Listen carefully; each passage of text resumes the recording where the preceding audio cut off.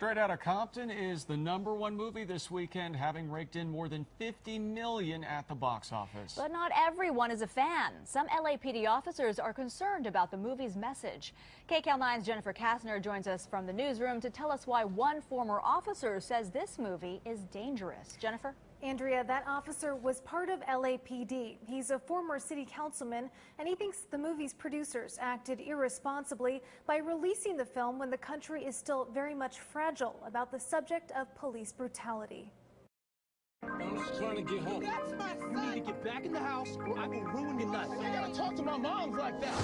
Aggressive, ill-behaved police officers are seen throughout the trailer for the new biopic Straight Outta Compton. The film depicts the late 1980s rise of gangster rap group NWA.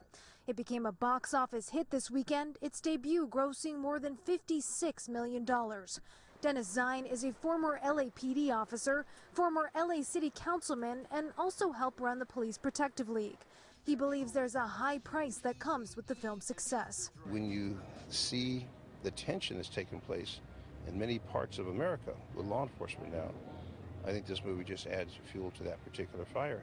Could it have been released later?